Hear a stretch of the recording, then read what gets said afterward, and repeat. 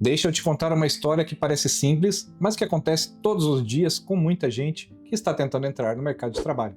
Sim, hoje eu vou falar sobre direito trabalhista. Imagine uma pessoa que gosta de edição de vídeos. Vamos chamar essa pessoa de Lucas. O Lucas sempre teve interesse por vídeo. Não era apenas aquele interesse comum de quem gosta de assistir conteúdo na internet. Ele reparava nos detalhes. Enquanto a maioria das pessoas assistia a um vídeo e prestava atenção só na mensagem, o Lucas ficava observando o corte, a música de fundo, a legenda, a transição, o enquadramento, o ritmo da edição e aquele jeito que alguns vídeos têm de prender a atenção sem que a gente perceba. Com o tempo, aquela curiosidade foi crescendo. Primeiro ele começou assistindo tutoriais gratuitos na internet. Depois, comprou um curso básico de edição. Mais adiante, estudou edição para redes sociais, vídeos curtos, vídeos para YouTube, cortes dinâmicos, color grading, captação, trilha, storytelling e tudo aquilo que aos poucos vai transformando uma pessoa curiosa em alguém que realmente começa a enxergar uma profissão ali. Só que o Lucas ainda estava no começo. Ele não tinha uma grande estrutura, não tinha uma empresa montada, não tinha um portfólio robusto, não tinha uma carteira cheia de clientes. Ele tinha vontade. E no começo, muita gente trabalha exatamente assim, com vontade, com estudo, com tentativa, com erro, com um serviço pequeno aqui e outro ali. Ele começou editando um vídeo para um amigo, depois fez um material para uma pequena loja local. Mais tarde, apareceu um vídeo para um corretor de imóveis, depois um conteúdo para uma academia, depois uma edição para uma empresa da cidade que precisava movimentar as redes sociais. Nada muito constante, nada muito formal, nada que ainda desse segurança financeira. Mas, para quem está começando, cada trabalho parece uma porta se abrindo. E o Lucas pensava exatamente isso. Se eu continuar estudando, se eu continuar melhorando, uma hora aparece uma oportunidade de verdade. Até que um dia essa oportunidade apareceu. Pelo menos parecia. Ele estava olhando as redes sociais quando viu um anúncio de vaga de editor para vídeos. A postagem era bonita. A empresa parecia moderna, falava sobre conteúdo digital, redes sociais, produção de vídeos, campanhas, marketing e crescimento profissional. Para o Lucas, aquilo parecia perfeito. Era exatamente o tipo de chance que ele esperava. Ele abriu a descrição da vaga e começou a ler com atenção. A empresa procurava alguém criativo, comprometido, com disponibilidade, conhecimento em edição, domínio de ferramentas básicas e capacidade de cumprir prazos. Até aí, nada parecia estranho. Mas no final do anúncio, tinha uma expressão que ele não entendeu muito bem. Vaga para MEI. O Lucas parou por alguns segundos. Ele já tinha ouvido falar em MEI. Sabia que era algo relacionado a CNPJ. Sabia que muita gente abria MEI para trabalhar. Sabia que existia uma contribuição mensal. Mas ele não sabia exatamente o que aquilo significava do ponto de vista jurídico. E na cabeça dele, a conclusão foi quase automática. Se é uma vaga, então deve ser um emprego. Se estão pedindo MEI, deve ser só uma formalidade. E é aqui que começa uma das maiores ciladas do mercado de trabalho atual. Porque muita gente aceita uma vaga para MEI sem entender que existe uma diferença enorme entre prestar serviço como empresa e trabalhar como empregado disfarçado de uma empresa. E essa diferença pode mudar completamente os direitos de quem trabalha e os riscos de quem contrata. Antes de continuar a história do Lucas, a gente precisa abrir um parênteses muito importante. MEI significa microempreendedor individual. É uma forma simplificada de formalização para pequenos empreendedores previstas dentro da lógica da Lei Complementar 123 de 2006, que trata do Estatuto Nacional da Microempresa e da Empresa de Pequeno Porte, com alterações posteriores que consolidaram essa figura do microempreendedor individual. Mas presta atenção, o MEI não foi criado para substituir o empregado. O MEI não nasceu para permitir que uma empresa pegue essa pessoa, que deveria ter carteira assinada, mande essa pessoa abrir um CNPJ e, a partir daí, deixe de pagar direitos trabalhistas. A ideia do MEI é permitir que alguém que exerce uma pequena atividade econômica possa se formalizar, emitir nota fiscal, recolher tributos de forma simplificada e ter acesso a alguns benefícios previdenciários, desde que cumpra os requisitos legais. Em outras palavras, o MEI é um pequeno empresário. Ele pode prestar serviço, pode vender produto, pode atender clientes, pode negociar preço, pode emitir nota fiscal e pode organizar sua própria rotina. Só que uma coisa é contratar uma empresa prestadora de serviços. Outra coisa, completamente diferente, é chamar alguém de MEI, mas tratar essa pessoa como um empregado. E foi exatamente isso que o Lucas ainda não entendia. Ele se candidatou para aquela vaga, mandou seu portfólio, mostrou os vídeos que já tinha feito, falou dos cursos que realizou, explicou o que estava estudando e que queria crescer na área. Poucos dias depois, foi chamado para uma entrevista. Na entrevista, tudo parecia ótimo. A empresa falou de oportunidade, de crescimento, do seu ambiente moderno, aprendizado, possibilidade de trabalhar com vários projetos e chance de evolução. Para quem estava começando, aquilo soava como uma grande porta de entrada. Lucas saiu animado e alguns dias depois veio a resposta. Ele tinha sido aprovado. Só que junto com a aprovação veio a orientação. Para começar, você precisa abrir um MEI. Como ele não sabia exatamente como fazer isso, a própria empresa deu uma ajuda, indicou o caminho, explicou que era simples, falou que era rápido e disse uma frase que muita gente já ouviu em situações parecidas. Fica tranquilo, todo mundo faz assim. Mas nem tudo que todo mundo faz está correto. Mesmo assim, Lucas confiou. Abriu o MEI, passou a ter um CNPJ, começou a emitir nota fiscal e assinou um contrato de prestação de serviço. No papel, parecia tudo formal, parecia tudo certo, parecia moderno, prático e profissional. No começo, realmente parecia não haver problema. Lucas recebia demandas de edição, cortava vídeos, colocava legendas, ajustava áudio, inseria trilha, fazia versões verticais para redes sociais e entregava materiais para a empresa. Ele pensava que estava apenas prestando serviço. Mas, com o passar do tempo, a relação começou a mudar. Primeiro, a empresa passou a exigir que ele estivesse disponível todos os dias em determinado horário. Depois, começaram a pedir que ele avisasse quando começava e quando parava. Em seguida, veio a planilha de controle. Depois, vieram cobranças para responder mensagens imediatamente. Mais adiante, reuniões obrigatórias, metas semanais, cobrança de produtividade diária e ameaças veladas de encerramento do contrato caso ele não se adequasse ao ritmo da empresa. Aos poucos, o Lucas percebeu uma coisa desconfortável. Ele tinha sido contratado como MEI, mas estava sendo tratado como funcionário, só que sem os direitos de funcionário. Ele não tinha carteira assinada, não tinha férias, não tinha 13º, não tinha FGTS, não tinha pagamento de horas extras e não tinha proteção típica de uma relação de emprego. Mas tinha cobrança, muita cobrança. Cobrança de horário, cobrança de presença, cobrança de metas, cobrança de disponibilidade, cobrança de obediência, cobrança de resultado e até ameaça de rescisão do contrato como forma de pressão. E aqui a gente precisa falar de uma forma muito direta. O mundo não é um grande e belo arco-íris. A realidade é dura, principalmente para quem está começando e sente que não pode perder nenhuma oportunidade. Muita gente aceita condições ruins porque acredita que aquilo é o preço para entrar no mercado de trabalho. A pessoa pensa, eu preciso de experiência, eu preciso montar portfólio, depois melhora, uma hora eles me contratam. Não posso reclamar agora porque estou começando. Só que em muitos casos a situação não melhora, ela piora. E algumas empresas sabem disso. Elas sabem que quem está começando, muitas vezes, tem medo de questionar. Então oferecem uma suposta vaga, exigem que a pessoa abra um MEI, fazem um contrato de prestação de serviço e, na prática, passam a tratar aquela pessoa como empregado. A empresa quer horário, quer meta, quer subordinação, quer disponibilidade, quer exclusividade, quer resposta imediata, mas não quer pagar os direitos trabalhistas correspondentes. E é importante deixar isso muito claro.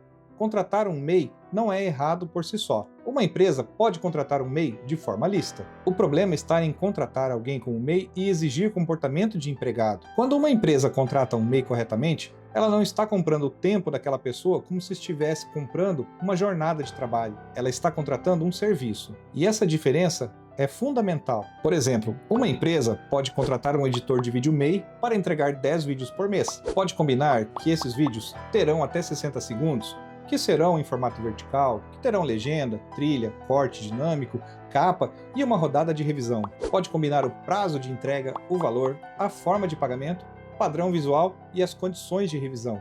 Isso é uma contratação de serviço. O foco aqui seria o resultado. Agora, outra coisa é a empresa dizer: você precisa trabalhar de segunda a sexta, das 8 às 18. Precisa bater ponto. Precisa ficar online o dia inteiro. Precisa pedir autorização para sair. Precisa cumprir ordens do coordenador.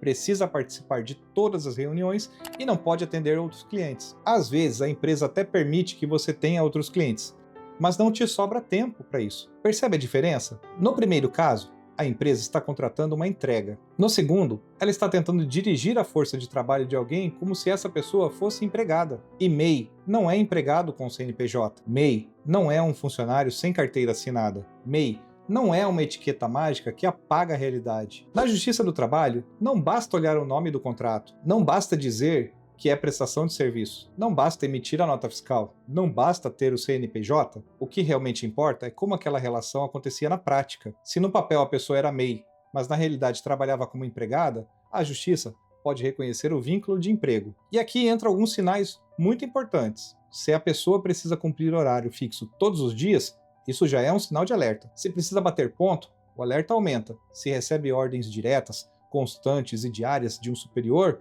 isso pode indicar subordinação. Se não pode recusar tarefas, se não pode mandar outra pessoa realizar o serviço, se recebe sempre o mesmo valor mensal, se está integrada à rotina interna da empresa e se depende daquela relação como se fosse um emprego comum, o risco de reconhecimento de vínculo trabalhista fica muito maior. Não é um detalhe isolado que define tudo. A justiça, normalmente, olha o conjunto. Ela vai tentar entender se aquela pessoa era realmente uma empresa prestadora de serviços ou se era, na verdade, um empregado fantasiado de pessoa jurídica. E voltando ao Lucas, é exatamente isso que começou a acontecer. Ele já não tinha liberdade para organizar a sua rotina. Se demorasse para responder uma mensagem, era cobrado. Se precisasse resolver algo pessoal, tinha que justificar. Se entregasse menos vídeos em uma semana, era ameaçado. Se questionasse uma ordem, ouvia que precisava ser mais profissional. Mas quando perguntava sobre férias, a resposta era: você é MEI. Quando perguntava sobre 13º, a resposta era: